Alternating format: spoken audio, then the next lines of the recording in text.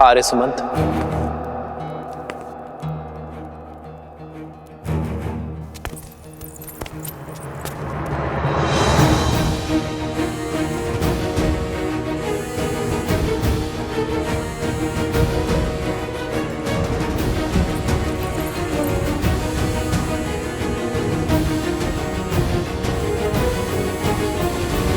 ये स्त्रियां आप ही की पत्नियां हैं ना?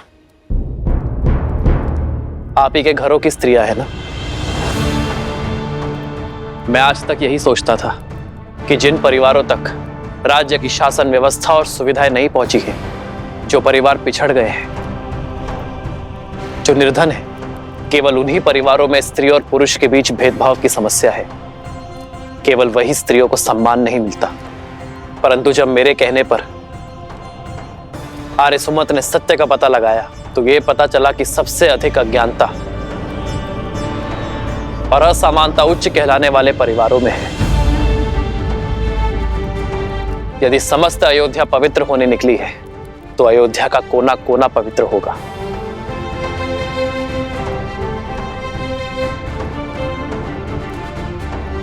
उर्मिला, मांडवी, श्रुतकीर्ति, तुम तीनों राजघराने की बहुएं हो, किंतु यदि आज तक किसी भी बात पर तुम्हारे मान सम्मान को, तुम्हारे अधिकारों की हानि हुई हो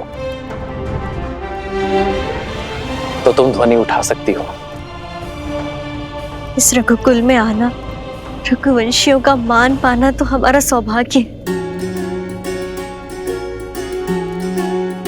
ये समाज हो या संसार, उसका विकास तभी संभव है जब स्त्री और पुरुष एक दूसरे का सम्मान करें, जब स्त्री और पुरुष एक दूसरे के बिना अधूरे समझे जाएं। सियावर रामचंद्र की जय! सियावर रामचंद्र की जय! सियावर रामचंद्र की जय!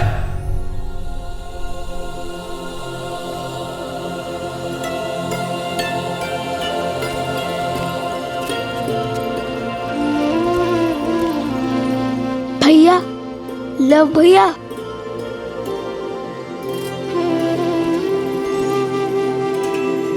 आज लव कुश ने अयोध्या की हर स्त्री को हर रूप से संगठित कर दिया।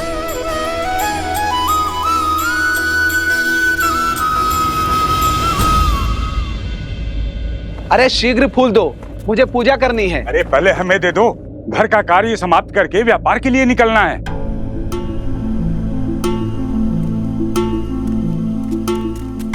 पिताश्री बहुत भूख लगी है। अरे सुनती हो? अरे मैं तो भूल ही गया।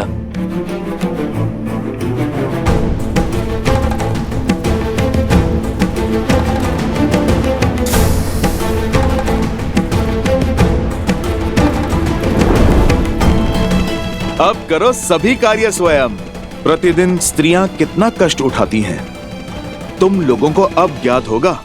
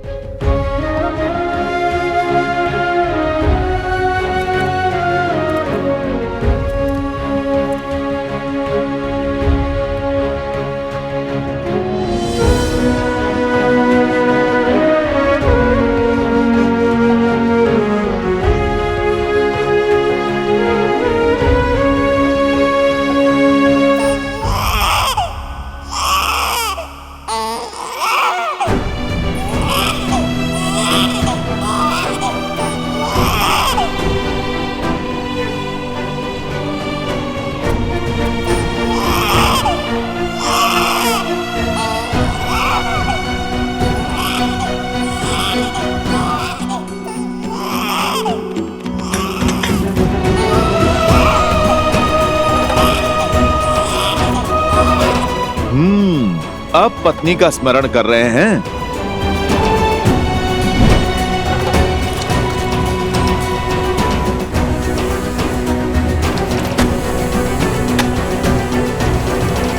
भूख लगी है पिताश्री।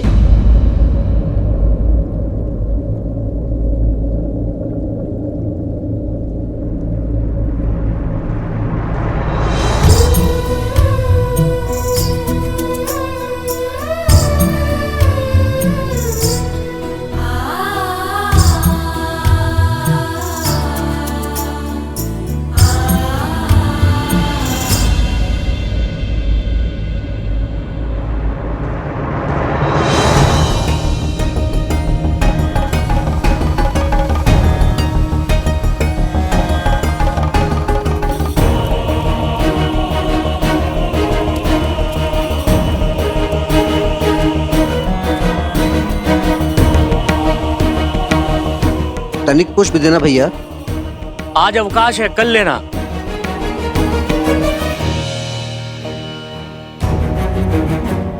अरे मेरी दाल।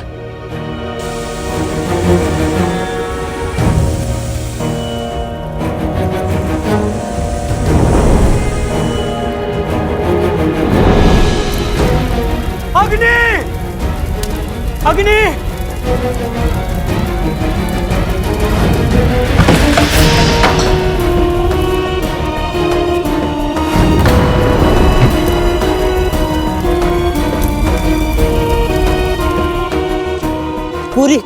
पूरी बस्ती अग्नि की चपेट में है। इनके पति भीतर फंस गए हैं। क्या?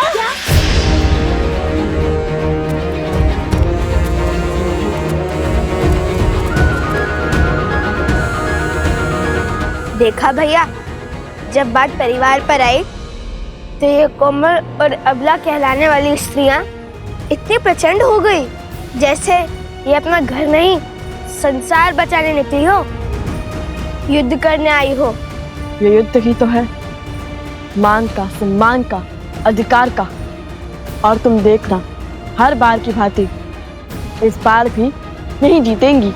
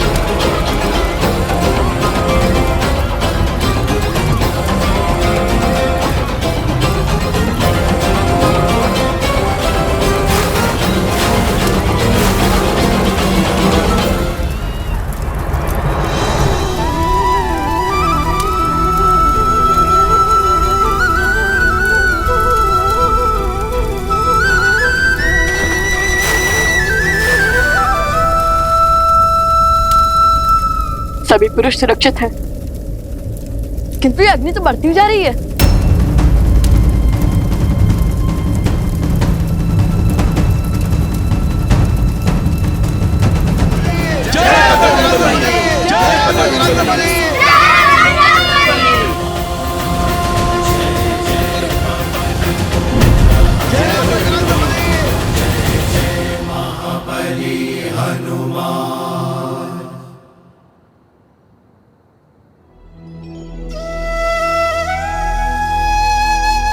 सम्मान के इस युद्ध में एक सत्य कहना चाहता हूं। अगर यही आंच इन स्त्रियों पर आई हुई होती तो इनमें से कोई भी खड़ा हुआ पुरुष अपने क्रोध की अग्नि को शांत करके इस अग्नि को बुझाने कोई नहीं आता। अपने प्राणों को दांव पर कोई भी नहीं लगाता, परंतु तुम लोगों ने उनको बचाया जिन्होंने तुम्हें कष्ट दिए, अपमानित किया, तुम्हारे साथ दुर्व्यवहार किया। मुझसे बहुत बड़ी भूल हो गई, मुझे क्षमा कर दो, मुझे क्षमा कर दो।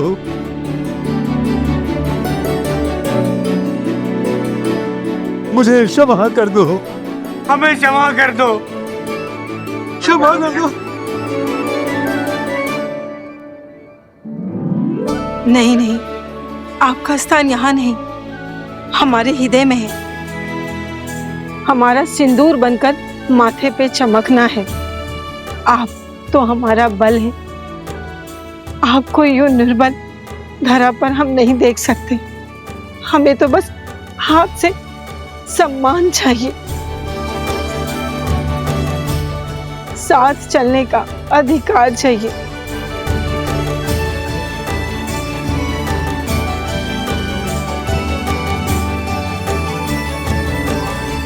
असुर शक्ति हो, सोच हो या फिर लोक अपवाद, मनुष्य को केवल तब तक ही नियंत्रण में कर सकते हैं जब तक वो स्वयं उसके विपरीत, उसके विरुद्ध पनपे भाव का आभास ना करें।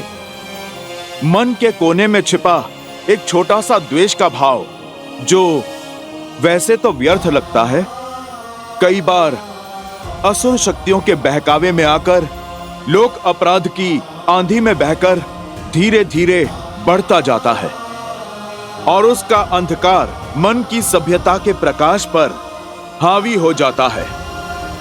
आज लवकुश ने तुम सबको वो आभास करवाया जो स्त्रियां प्रतिदिन सहती हैं।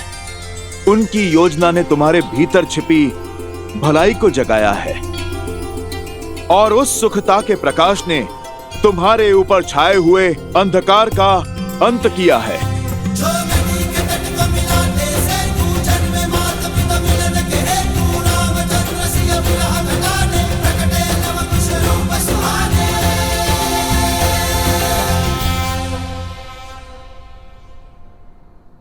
आपका बहुत बहुत धन्यवाद। आप दोनों ने हमारी आंखें खोल दी। स्त्रियों के बिना पूरा दिन जीने का प्रयास किया और सोचा ये शर्त तो बड़ी सरलता के साथ जीत लेंगे, किंतु जब स्त्रियों के बिना जीवन जीना आरंभ किया तो समझा कि स्त्रियों के बिना जीवन जीना व्यर्थ है, असंभव है। मुझे क्षमा कर दीजिए, मुझे क्षमा कर दीजिए। इनके बिना हम अधूरे हैं और हमारा जीवन भी, और इस बात का आभास आप दोनों ने हमें दिलाया। आज से पूरी अयोध्या के पुरुष ये सौगंध खाते हैं कि जिस राम राज्य की परिकल्पना श्री राम ने की थी उसका पालन करेंगे। हम उसका पालन करेंगे, हम उसका पालन करेंगे।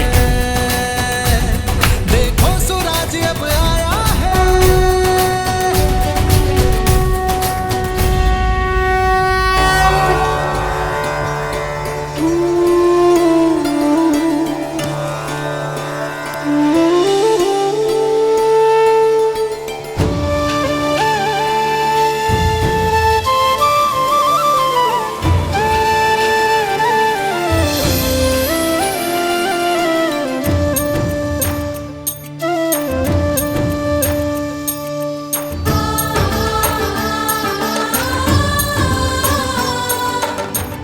ये तो अत्यंत शुभ संकेत है। हाँ गुरु माँ, लगता है लवकुश अपने लक्ष्य में सफल हो रहे हैं। तभी तो एक के बाद एक ऐसी सुखद अनुभूतियां और ऐसे शुभ संकेत मिल रहे हैं।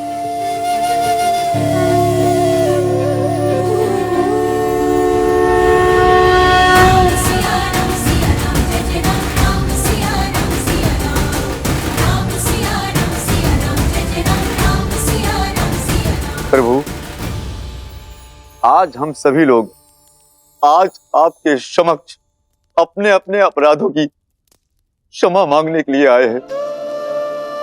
आज तक हमने जो स्त्रियों के साथ में व्यवहार किया है, उन्हें तुच्छ समझकर उनके साथ जो पाप किए हैं, उन सभी अपराधों के लिए हमें क्षमा कर दीजिए प्रभु। आज से हम स्त्रियों का सम्मान करेंगे, उन्हें समान समझेंगे।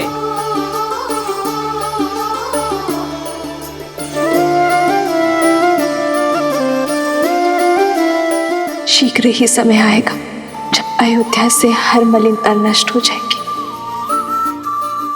जब हमारी संतान के लिए यहाँ आना शुभ होगा।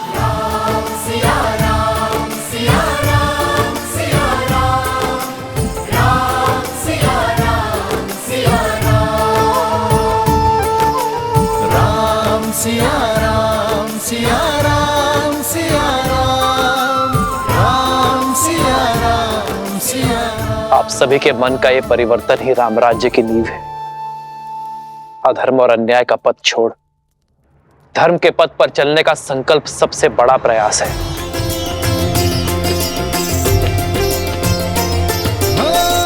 मंगल भवन मंगल हारी, द्रव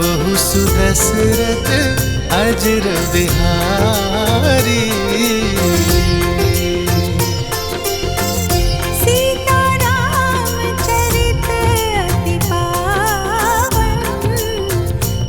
आयुष्मान भव।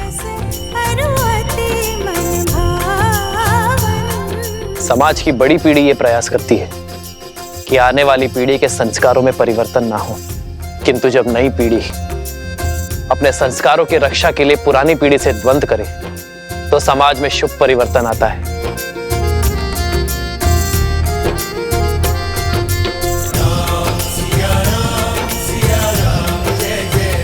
मैं तुमसे गर्वित हूं लवकुश कि आने वाली अयोध्या की नई पीढ़ी के नायक तुम जैसे बालक हो, जो समाज के उत्थान के लिए समाज के विरुद्ध खड़े होने का साहस रखते हैं। मुझे तुम दोनों को कुछ भेंट करने की इच्छा है। बताओ क्या चाहिए तुम्हें?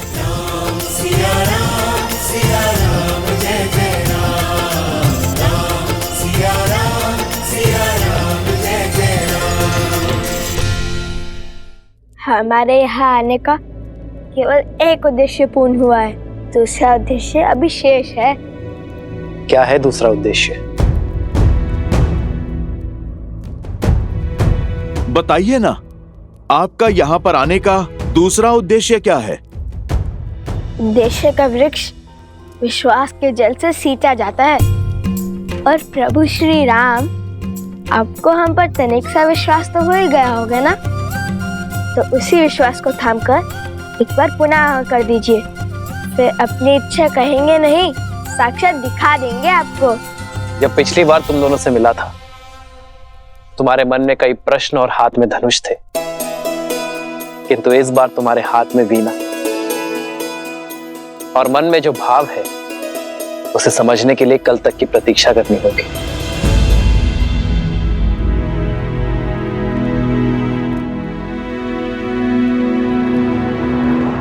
मेरी आज्ञा है।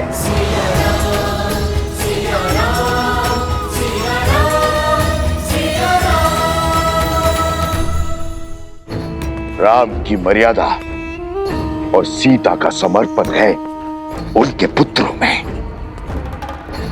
तभी तो मेरी सोच को काट पाए वे दोनों। अयोध्या के स्त्री और पुरुषों को एक कर पाए वे दोनों। जब युद्ध का नाद छिड़ ही चुका है तो शस्त्र उठाने में कैसा संकोच। अब संसार का कोई भी बल शास्त्र मुख रावण को नहीं रोक पाएगा। समय आ गया है उस शक्ति को जागृत करने का जो लवणासुर के युद्ध के पश्चात से अचल है और रघुकुल से प्रतिशोध की प्यासी है। आप किसकी बात कर रहे हैं भैया? शीघ्र जान जाओगी। अब यहां से आगे केवल मुझे जाना है, अपनी शक्तियों से उसे जागृत करने।